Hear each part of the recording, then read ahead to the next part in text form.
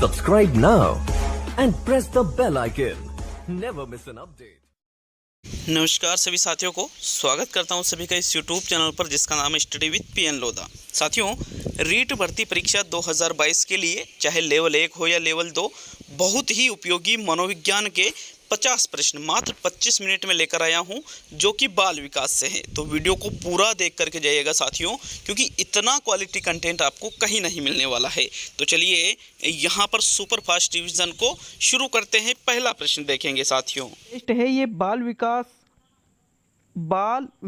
इस टॉपिक से मैंने 50 प्रश्न बनाए हैं और ये 50 प्रश्न आपके आरबीएससी एनसीईआरटी दोनों बुक से मैंने लिए हैं। तो मित्रों, इस टेस्ट सीरीज को जरूर ज्वाइन करें और ये टेस्ट सीरीज आज से ही स्टार्ट की गई है साइकोलॉजी की। साथियों, संपूर्ण जो आपके टॉपिक है सभी नंबर 1 आता है, जैसे माता पिता होंगे वैसी ही उनकी संतान होती है, यह किस नियम पर आधारित है? विभिन्नता का नियम, समानता का नियम, प्रत्यागमन का नियम और अर्जित गुणों के संक्रमण का नियम। तो मित्रों, जैसे माता पिता हैं वैसी उनकी संतान होती है, ये मनोविज्ञान में समानता का नियम, बाल विकास के जो नियम हैं वहाँ पर ये समानता के नियम के अंतर्गत आ जाता है। माता पिता और उनकी संतान समान ही होती है तो समानता का नियम कहलाएगा। प्रश्न नंबर 2 देखेंगे मित्रों। दूसरा प्रश्न है, प्रत्यागमन सिद्धांत के अनुसार प्रतिभाशाली माता पिता की संतान प्रतिभाशाली होती है, प्रतिभाशाली माता पिता की संतान बहिर्मुखी होती है और प्रतिभाशाली माता पिता की संतान मंदबुद्धि होती है और इनमें से कोई नहीं। तो मित्रों, जो प्रत्यागमन का सिद्धांत है वो कहता है प्रतिभाशाली माता पिता की संतान कैसी होती है? मंदबुद्धि होती है। तो मित्रों, यही कहलाता है प्रत्यागमन का नियम। प्रश्न नंबर 2 में तीसरा विकल्प सही है। चलिए प्रश्न नंबर 3 देखेंगे मित्रों। तीसरा प्रश्न है, शेषावस्था की मुख्य विशेषता क्या नहीं है? पहला विकल्प है सीखने की प्रक्रिया में तीव्रता, जिज्ञासा की प्रवृत्ति, अनुकरण द्वारा सीखने की प्रवृत्ति और चिंतन प्रक्रिया की प्रवृत्ति। तो मित्रों, आराम से सोचिए, शेषावस्था की कौन सी विशेषता नहीं है? तो मित्रों, शेषावस्था का सभी को पता होगा, 0 से 5 या 6 वर्ष तक ये चलती है। मित्रों, शेषावस्था में बालक जिज्ञासा की प्रवृत्ति रखता है, जानने की इच्छा करता है किसी भी चीज़ के बारे में, सीखने की प्रक्रिया में तीव्रता होती है और अनुकरण द्वारा सीखने की प्रवृत्ति भी उसमें होती है, लेकिन उसमें चिंतन प्रक्रिया की प्रवृत्ति नहीं पाई जाती है। तो मित्रों, आपका चौथा विकल्प यहाँ पर सही रहेगा। चलिए प्रश्न नंबर 4 देखेंगे। बिग वे हंट, फिर यहाँ रिक्त स्थान है, की विशेषताओं को सर्वोत्तम रूप से व्यक्त करने वाला एक शब्द है परिवर्तन। परिवर्तन शारीरिक, सामाजिक और मनोवैज्ञानिक होता है। ये परिभाषा बिग वे हंट ने किस अवस्था के संदर्भ में दी है? शैशवावस्था, बाल्यावस्था, किशोरावस्था और प्रौढ़ावस्था। तो मित्रों, इसका राइट आंसर है किशोरावस्था। देखिए, किशोरावस्था के बारे में इन्होंने कहा था कि किशोरावस्था की विशेषताओं को सर्वोत्तम रूप से व्यक्त करने वाला एक शब्द कौन सा है? परिवर्तन। तो मित्रों, आपका तीसरा विकल्प सही है। चलिए प्रश्न नंबर 5 देखेंगे।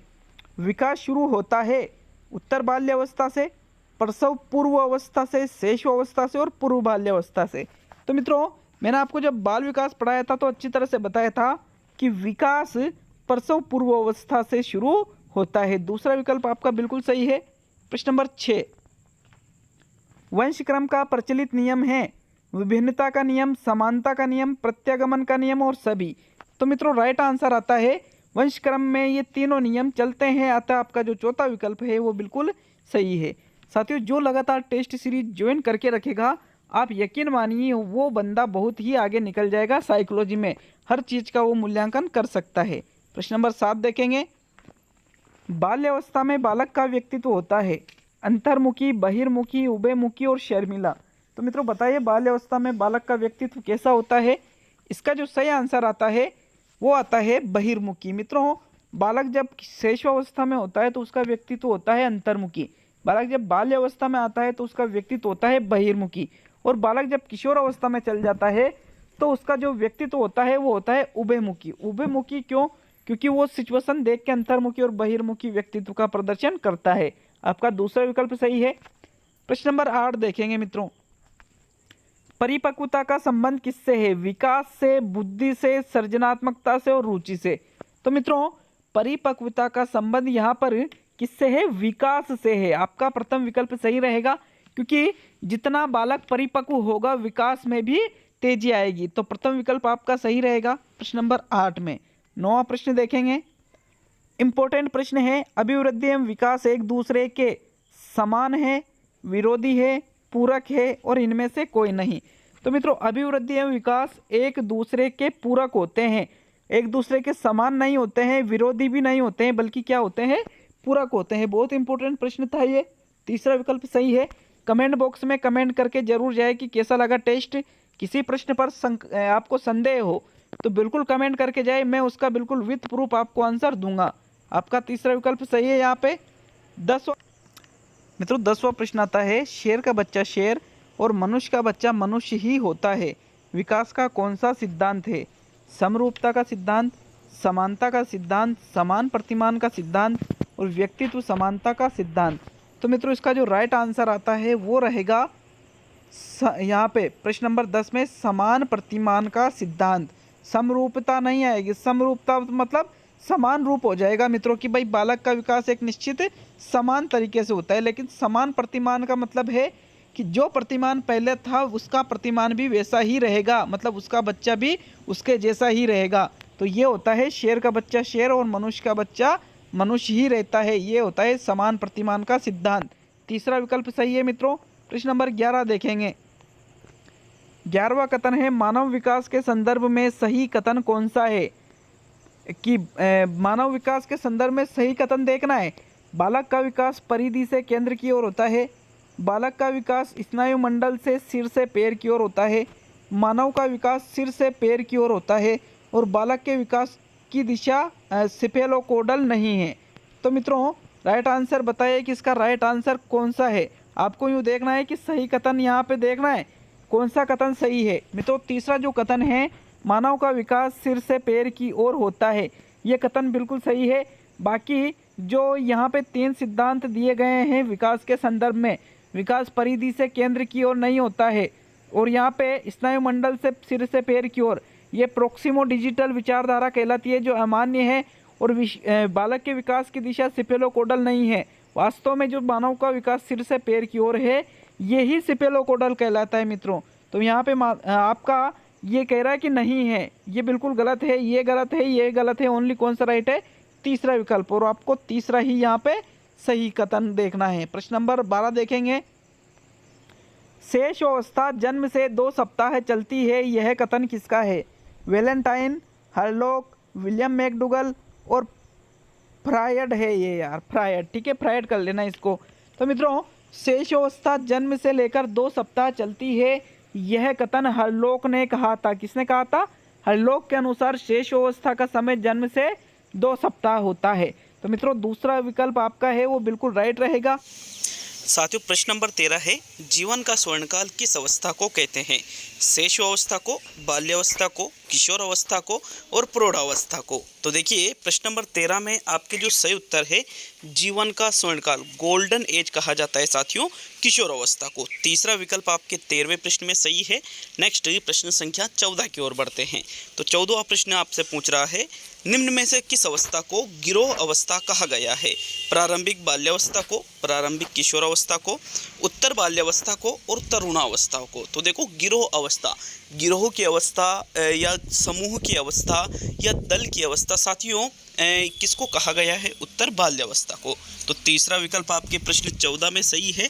नेक्स्ट 15वें प्रश्न की ओर बढ़ते हैं। निम्नांकित में से कौन सी किशोर अवस्था की विशेषता नहीं है? परिवर्ती अवस्था, स्पष्ट वैयक्तिक स्थिति, विशिष्टता की खोज और अवास्तविकताओं का समय। तो मित्रों आपको ये देखना है कि किशोर अवस्था की विशेषता कौन सी नहीं है। आपका जो राइट आंसर रहेगा वो रहेगा स्पष्ट वैयक्तिक स्थिति, मतलब उनका जो व्यक्तित्व है वो स्पष्ट होता है, ऐसा ये कह रहा है। तो ऐसा नहीं होता है मित्रों, जो किशोर होते हैं उनका व्यक्तित्व किशोर अवस्था में स्पष्ट नहीं होता है, उनको कोई समझ नहीं पाता है कि ये बालक आखिर चाहता क्या है। तो यहाँ पे आपका दूसरा विकल्प सही रहेगा। प्रश्न नंबर 16 देखेंगे। निम्न में से किसे आंधी और तनाव की अवस्था कहा जाता है? पूर्व किशोर अवस्था, उत्तर बाल्य अवस्था, किशोर अवस्था और वयस्क अवस्था। तो मित्रों आंधी और तनाव की अवस्था किसे कहते हैं? आपका जो प्रश्न नंबर 16 में सही आंसर आता है वो रहेगा किशोर अवस्था को आंधी और तनाव और तूफान की अवस्था कहते हैं। पूर्व किशोर अवस्था में तो किशोर अवस्था के पहले का समय आएगा मित्रों, तो ये तो उत्तर बाल्य अवस्था कहलाई, और ये भी उत्तर बाल्य अवस्था है, तो ये दोनों गलत हो गए। वयस्क अवस्था नहीं, ओनली किशोर अवस्था को ही आंधी और तनाव तूफान की अवस्था कहते हैं, और ये कहने वाले थे स्टेनले होल। आपका तीसरा विकल्प सही है। चलिए 17वां प्रश्न देखेंगे। किशोर अवस्था की व्याख्या करते समय किस मनोवैज्ञानिक द्वारा पुनरावर्तन पर अधिक बल डाला गया? हॉल, बंडूरा, एरिक्सन और कोई नहीं। तो मित्रों, पुनरावर्तन पर ज़्यादा बल किसने डाला है किशोर अवस्था की व्याख्या करते समय? तो साथियों, 17वें प्रश्न का राइट आंसर आता है हॉल। किशोर अवस्था की व्याख्या करते समय हॉल ने ही पुनरावर्तन पर अधिक बल डाला था। प्रथम विकल्प सही है। प्रश्न नंबर 18 देखेंगे। निम्नांकित में से कौन प्रारंभिक बाल्यावस्था की विशेषता नहीं है? प्रारंभिक बाल्यावस्था की विशेषता पूछ रहा है। यह अवस्था एक समस्या अवस्था होती है। इस अवस्था में बालकों की रुचि खिलौनों में अधिक होती है। इस अवस्था में बच्चों में उत्सुकता कम होती है, और इस अवस्था को शिक्षकों द्वारा तैयारी की अवस्था कहा गया है। तो मित्रों, प्रारंभिक बाल्यावस्था की कौन सी विशेषता नहीं है? इसका राइट आंसर है इस अवस्था में बच्चों में उत्सुकता कम होती है। यहाँ पर आपका जो तीसरा विकल्प है, ये प्रारंभिक बाल्यावस्था की विशेषता नहीं है। उत्सुकता इसमें भी बहुत ज़्यादा होती है, इसलिए ये कथन गलत है। आपका तीसरा विकल्प यहाँ पे सही रहेगा। प्रश्न नंबर 19 देखेंगे मित्रों। 19वां प्रश्न है। जन्म के 2 सप्ताह के अंदर शिशुओं में सांवेगिक अनुक्रिया करने की एक सामान्य क्षमता मौजूद होती है, जिसका संकेत कौन है? सामान्य आवेश, सामान्य समायोजन, क्रंदन और टकटकी लगाकर देखना। तो मित्रों, जन्म के 2 सप्ताह के अंदर शिशुओं में सांवेगिक अनुक्रिया करने की क्षमता जो मौजूद होती है, उसको जनरल एक्साइटमेंट कहा जाता है। सामान्य आवेश उसको कहते हैं। मतलब वो यूँ सोचता है, जब वो दुनिया को देखता है तो जन्म के 2 सप्ताह में ही वो हर जो चीज़ उसको दिखती है, उसको जानने का वो प्रयास करता है कि आखिर ये है क्या। उसके मन में कई तरह के ख्याल आते हैं, तो इसको ही कहा जाता है सामान्य आवेश। प्रश्न नंबर 20 देखेंगे मित्रों। जीवन मृत्यु के संप्रत्यय का विकास निम्न में से किस अवस्था में सबसे पहले होता है? आरंभिक बाल्यावस्था, शैशवावस्था, किशोर अवस्था और उत्तर बाल्यावस्था। तो मित्रों, जीवन मृत्यु के संप्रत्यय का विकास बालक में आरंभिक बाल्यावस्था में ही हो जाता है। जब बाल्यावस्था की शुरुआत होती है तभी उसे ये पता चल जाता है कि जीवन और मृत्यु होती क्या है। उसको ये पता चल जाता है कि मृत्यु नाम की भी कोई चीज़ होती है। तो मित्रों, यहाँ पर प्रथम विकल्प यहाँ पे सही रहेगा। प्रश्न नंबर 21 देखेंगे। बालकों द्वारा यह अनुभव किया जाना कि सभी वस्तुओं में मानवीय गुण होते हैं एक उदाहरण है जीववाद संप्रत्यय, स्थान का संप्रत्यय, आत्म संप्रत्यय और इनमें से कोई नहीं। तो मित्रों, इसका राइट आंसर है जीववाद संप्रत्यय। देखिए, बालक क्या कह रहा है, बालक क्या अनुभव कर रहा है? सभी वस्तुओं में मानवीय गुण, मतलब जैसे मानव में जीव होता है वैसे सभी वस्तुओं को वो जीवित मानता है, इसको ही जीववाद संप्रत्यय कहते हैं। प्रश्न नंबर 22 देखेंगे मित्रों। विकास के संदर्भ में असत्य कथन है। विकल्प यहाँ पर प्रथम विकल्प है। संक्षेप में विकास को गुणात्मक परिवर्तन कह सकते हैं। विकास सार्थक वृद्धि के अभाव में संभव नहीं है। विकास व्यक्ति के संपूर्ण संगठन पक्षों में परिवर्तन है, और विकास के फलस्वरूप व्यक्ति में नवीन विशेषताएं और नवीन योग्यताएं प्रकट होती है। तो मित्रों, आपको ये देखना है कि कौन सा कथन विकास के संदर्भ में असत्य है। तो मित्रों, राइट आंसर बताइए, राइट आंसर क्या रहेगा? तो मित्रों, इसका जो राइट आंसर रहेगा वो रहेगा दूसरा विकल्प, विकास सार्थक वृद्धि के अभाव में संभव नहीं है। ये असत्य कथन है। जरूरी नहीं है कि जिन लोगों की वृद्धि सामान्य लोगों की तरह नहीं होती है उनका विकास भी नहीं होता है। जो बहुत छोटे हो जाते हैं, मान लीजिए कि भाई एक बालक है जिसकी उम्र 15 साल से भी ज़्यादा हो चुकी है, लेकिन उसकी जो ऊंचाई है, उसके जो वजन है वो बहुत ही कम है, बहुत ही कम, बिल्कुल वो छोटा रह गया है। लेकिन इसका मतलब ये नहीं कि उसमें विकास भी नहीं हो पाएगा। हो सकता है कि उसकी वृद्धि नहीं हुई हो, लेकिन उसका विकास हो सकता है। तो मित्रों, दूसरा विकल्प आपका सही रहेगा। चलिए प्रश्न नंबर 23 देखते हैं। दूसरे वर्ष के अंत तक शिशु का शब्द भंडार सामान्यतः कितना हो जाता है? 300 शब्द, 50 शब्द, 150 शब्द और 100 शब्द। तो मित्रों, दूसरे वर्ष के अंत तक शिशु का शब्द भंडार 100 शब्द हो जाता है। चौथा विकल्प आपका बिल्कुल सही रहेगा। प्रश्न नंबर 24 देखेंगे। विकास को सतत एवं धीमी प्रक्रिया किसने बताया? हर्लोक, जीन पियाजे, थॉर्नडाइक और कोल्सनिक। तो मित्रों, विकास को सतत एवं धीमी प्रक्रिया बताने वाले थे हर्लोक। आपका प्रथम विकल्प यहाँ पे सही रहेगा। प्रश्न नंबर 25 है। विधायिकता की प्रवृत्ति किस अवस्था की विशेषता है? शेषावस्था, बाल्यावस्था, किशोरावस्था और प्रौढ़ावस्था। तो मित्रों विधायकता की प्रवृत्ति बाल्यावस्था की विशेषता होती है। आपका दूसरा विकल्प यहाँ सही है। 24वें में कौन सा सही है? प्रथम विकल्प। चलिए प्रश्न नंबर 26 देखेंगे मित्रों। शिशु सबसे पहले कौन सी भाषा बोलना सीखता है? माता पिता की भाषा, हिंदी भाषा, अंग्रेजी भाषा और मातृभाषा। तो मित्रों इसका राइट आंसर रहेगा मातृभाषा। देखिए माता पिता की जो भाषा होती है उसको ही मातृभाषा कहा जाता है। वैसे आपका प्रथम विकल्प भी सही रहेगा, लेकिन यूँ मान लीजिए कि माता पिता के अलावा जो उसके परिवार के लोग हैं उनका प्रभाव भी बालक की भाषा पर पड़ता है और उसकी मातृभाषा को बोलना सीख जाता है। तो मात्र यहाँ पे आपका जो चौथा विकल्प है मातृभाषा वो बिल्कुल सही रहेगा। प्रश्न नंबर 27 देखेंगे। शर्म व गर्व की अवस्था किसे कहा जाता है? बाल्यावस्था, शेषावस्था, प्रारंभिक किशोरावस्था और मध्य किशोरावस्था। तो मित्रों शर्म व गर्व की अवस्था बाल्यावस्था को कहा जाता है। किसको कहा जाता है? शर्म व गर्व की अवस्था बाल्यावस्था को। ये इसका उपनाम है मित्रों। प्रथम विकल्प आपका सही रहेगा।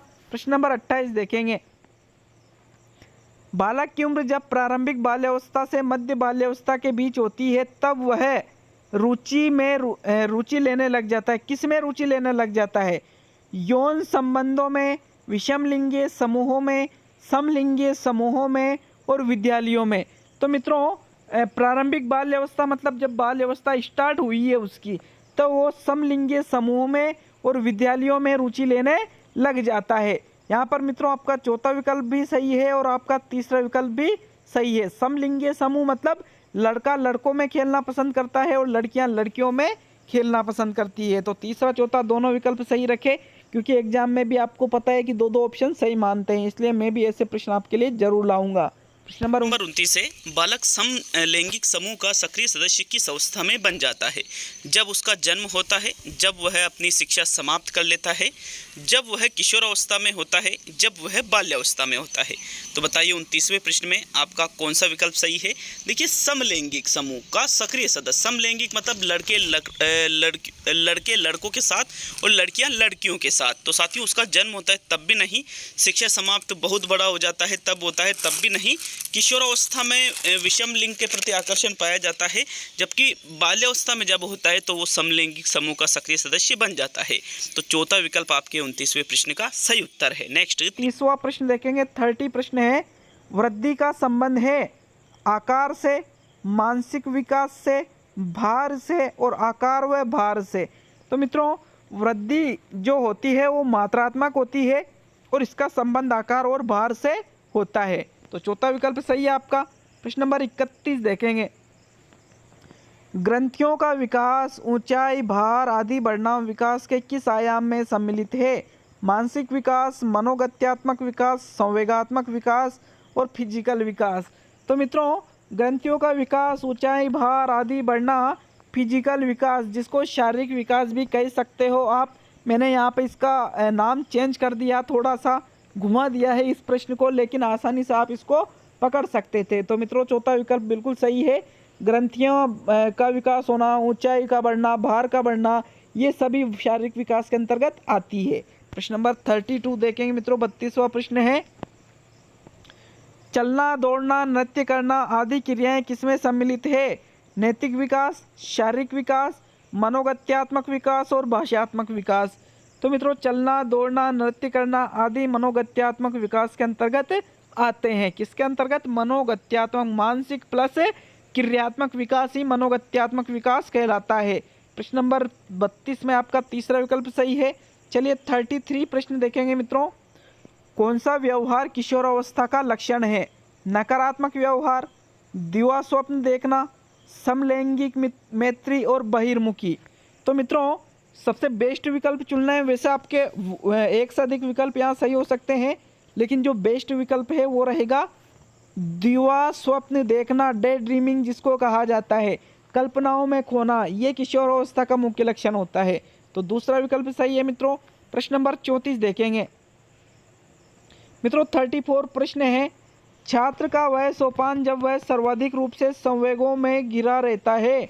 शेषावस्था, बाल्यावस्था, किशोरावस्था और प्रौढ़ावस्था। कौन सी अवस्था में बालक सर्वाधिक रूप से संवेगों से घिरा रहता है? तो मित्रों इसका जो राइट आंसर है वो रहेगा किशोर अवस्था। किशोर अवस्था में बालक सर्वाधिक रूप से संवेगों से घिरा रहता है। तीसरा विकल्प सही है। मित्रों मैं प्रत्येक पीडीएफ को टेलीग्राम चैनल पर भी अपलोड करूंगा, ठीक है। यहाँ पर आपका तीसरा विकल्प बिल्कुल सही है साथियों। प्रश्न नंबर 35 देखते हैं। निम्न में से मानसिक विकास के लक्षणों को दर्शाते हैं सिवाय किसके? भग्नाशय के, तनाव के, संबंध के और चिंता के। कौन सा मानसिक विकास के लक्षणों को दर्शाते हैं उससे हटकर है? तो मित्रों यहाँ पे देखिए भग्नाशय, तनाव, चिंता तीनों मानसिक विकास को दर्शाते हैं, लेकिन जो संबंध है, संबंध मानसिक विकास को नहीं सिर्फ भावात्मक विकास को दर्शाते हैं मित्रों। तो मित्रों तीसरा विकल्प आपका सही रहेगा क्योंकि ये अलग है मानसिक विकास से। प्रश्न नंबर 36 देखेंगे। विकास में वृद्धि से क्या तात्पर्य है? ज्ञान में वृद्धि होना, संवेग में वृद्धि होना, वजन में वृद्धि होना और आकार, समझ व कौशलों में वृद्धि होना। तो मित्रों राइट आंसर जो आता है, प्रश्न थोड़ा फंसा हुआ है, आपको हो सकता है बहुत इजी लगा हो प्रश्न, लेकिन जैसे ही मैं आंसर बताऊंगा तब आप कंफ्यूज हो जाओगे। राइट आंसर है आकार, समझ व कौशलों में वृद्धि होना, इसका राइट आंसर है। अब कहोगे कि सर वृद्धि से तात्पर्य तो वजन में वृद्धि है, लेकिन यूँ थोड़ी पूछ रहे हैं वृद्धि से तात्पर्य क्या है। प्रश्न पूछ रहा है विकास में वृद्धि से क्या तात्पर्य है, मतलब विकास में बढ़ोतरी कैसे होती है? आकार में, समझ में, कौशलों में, सभी चीज़ों में जब आगे बढ़ेगी तो वृद्धि होगी। और ये किससे संबंधित है मित्रों? ये विकास से संबंधित है। इसलिए आपका यहाँ तीसरा प्रश्न सही नहीं है, आपका ओनली चौथा प्रश्न ही सही रहेगा। प्रश्न नंबर 37 देखेंगे मित्रों। मानव विकास की वह अवस्था जिसे सुनहरी अवस्था कहा जाता है, शैशवावस्था, बाल्यावस्था, किशोरावस्था और प्रौढ़ावस्था। तो मित्रों गोल्डन एज या सुनहरी अवस्था किशोर अवस्था को कहते हैं। आपका तीसरा विकल्प 100% सही रहेगा। प्रश्न नंबर साथियों इसका जो राइट आंसर है वो रहेगा डार्विन। डार्विन ने ये कहा है कि सर्वाधिक उपयुक्त जो है वो ही जीवित रहेगा। तो मित्रों यहाँ तीसरा प्रश्न, जो तीसरा विकल्प है प्रश्न नंबर 38 में, वो बिल्कुल सही है। प्रश्न नंबर 38। प्रश्न नंबर 39 देखेंगे मित्रों। 39 प्रश्न है, छिपी हुई वस्तुएं ढूंढ निकालना इस बात का संकेत है कि शिशु निम्न में से किस संज्ञानात्मक कार्य में दक्षता प्राप्त करने लगता है? प्रयोग करना, साभिप्राय व्यवहार, वस्तु स्थायित्व और समस्या समाधान। तो मित्रों छिपी हुई वस्तुएं बालक अगर ढूंढ लेता है तो उसमें मतलब वस्तु स्थायित्व का भाव आ गया है। तो यहाँ पर आपका तीसरा विकल्प सही रहेगा साथियों। प्रश्न नंबर 39 में प्रश्न नंबर 40 देखेंगे साथियों। प्रश्न नंबर 40 देखते हैं। बाल विकास में प्रक्रिया पर बल है, वातावरण और अनुभव की भूमिका पर बल है, गर्भावस्था से किशोर अवस्था तक का अध्ययन होता है और उपयुक्त सभी। तो मित्रों बाल विकास में देखिए प्रक्रिया पर भी बल होता है, वातावरण और अनुभव की भूमिका पर भी बल दिया जाता है और गर्भावस्था से किशोरावस्था तक का भी अध्ययन होता है। मतलब आपका जो चौथा विकल्प है उपयुक्त सभी ये सही रहेगा। प्रश्न नंबर 41 देखेंगे मित्रों। किशोरावस्था जीवन की सबसे कठिन सीढ़ी है, किसका कथन है? किलपेट्रिक, वर्ले, कोलसेनिक और हरलोग। तो मित्रों किशोरावस्था जीवन की सबसे कठिन सीढ़ी है, ये कथन किलपेट्रिक के द्वारा कहा गया था। आप इसको किताबों में पढ़ते होंगे। किशोरावस्था जीवन का सबसे कठिन काल है। तो मित्रों यहाँ पर आपका प्रथम विकल्प सही है। प्रश्न नंबर 42 देखते हैं। शैशवावस्था को सीखने का आदर्श काल किसने कहा? वेलेंटाइन, पियाजे, स्किनर और हरलोग। तो मित्रों शैशवावस्था को सीखने का आदर्श काल वेलेंटाइन के द्वारा कहा गया। मित्रों प्रथम विकल्प सही है। याद कैसे रखोगे कि सीखने का आदर्श काल, सीखने का आदर्श समय होता है वेलेंटाइन के समय आप ज़्यादा सीखते हो। तो मित्रों याद रख सकते हो, प्रथम विकल्प सही है। प्रश्न नंबर 43 देखेंगे। किशोरावस्था के संबंध में असत्य कथन है। किशोरावस्था में विकास की गति तीव्र होती है। किशोरावस्था को लैंगिकता का काल कहते हैं। किशोरों की रुचियां स्थायी होती है। इस अवस्था में संवेगों पर नियंत्रण रखने की सर्वश्रेष्ठ विधि मार्गांतरीकरण है। तो मित्रों असत्य कथन का चयन कीजिए। अगर इसके असत्य कथन की बात की जाए तो मित्रों प्रश्न नंबर 43 में जो तीसरा विकल्प है किशोरों की रुचियां स्थायी होती है, वो बिल्कुल असत्य कथन है। क्योंकि देखिए जो किशोर होते हैं उनकी रुचियां स्थायी नहीं होती है बल्कि बदलती रहती है। बाकी के जो सारी विशेषताएं ये बिल्कुल किशोरावस्था के संबंध में सत्य है। प्रश्न नंबर 44 देखेंगे। बालक की नैतिकता प्रशंसा प्राप्त करने पर आधारित होती है। जो बालक नैतिक गुणों का प्रदर्शन करता है वो प्रशंसा प्राप्त करने के लिए करता है। ये किस उम्र में होता है? 6 वर्ष में, 4 वर्ष में, 8 वर्ष में और 12 वर्ष में। तो मित्रों प्रश्न नंबर 44 का राइट आंसर बताइए, इसका राइट आंसर क्या रहेगा? मित्रों इसका राइट आंसर रहेगा 12 वर्ष। ठीक है, जब बालक 10 से लेकर के और लगभग 13 से 14 साल के बीच में होता है तो वो कोई भी नैतिक कार्य तब करेगा जब उसको प्रशंसा प्राप्त करने की इच्छा होती है। तो मित्रों चौथा विकल्प सही है। प्रश्न नंबर 45 देखेंगे। पलटा लिखा गुण बालक में इस अवस्था में विकसित हो जाता है। शैशवावस्था, बाल्यावस्था, किशोरावस्था और प्रौढ़ावस्था। तो मित्रों पलटा लिखा गुण बालक में, जब बालक बाल्यावस्था में होता है तो उसमें बाल्यावस्था में ही पलटा लिखा गुण विकसित हो जाता है। दूसरा विकल्प बिल्कुल सही रहेगा मित्रों प्रश्न नंबर 45 में। प्रश्न नंबर 46 देखेंगे। फ्रायड के अनुसार वह अवस्था जिसमें बालक का कामुक क्षेत्र उसका मुख होता है 14 वर्ष, 10 वर्ष, 3 वर्ष और 1 वर्ष। तो मित्रों इसका राइट आंसर है, जो फ्रायड ने मनोलैंगिक विकास का सिद्धांत दिया था उसमें उन्होंने बताया था कि बालक जब 0 से लेकर के 1 वर्ष के बीच में होता है तब उसका जो कामुक क्षेत्र रहता है उसका मुख रहता है, जिसको मुख्य अवस्था के नाम से भी जाना जाता है। तो मित्रों चौथा विकल्प सही है। प्रश्न नंबर 47 देखेंगे। एरिक्सन के सिद्धांत अनुसार जब बालक समाज में अपनी विशेष ख्याति बनाने के लिए सामाजिक गुणों का प्रदर्शन करता है तो बालक किस अवस्था में है? कि बालक को खुद की पहचान बनाने के लिए वो सामाजिक गुणों का प्रदर्शन कर रहा है, तो वो कौन सी अवस्था में है अकॉर्डिंग टू एरिक्सन थ्योरी? परिश्रम बनाम हीन भावना, पहल बनाम अपराध बोध, तादात्मिकता बनाम भ्रांति और आत्मीयता बनाम अलगाव।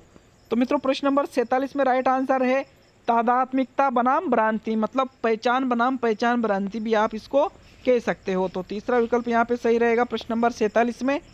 चलिए प्रश्न नंबर 48 देखते हैं मित्रों।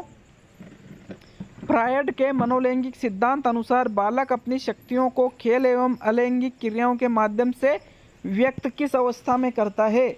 मुख्य अवस्था, गोदी अवस्था, लैंगिक अवस्था और सुषुप्तावस्था। तो मित्रों राइट आंसर बताइए।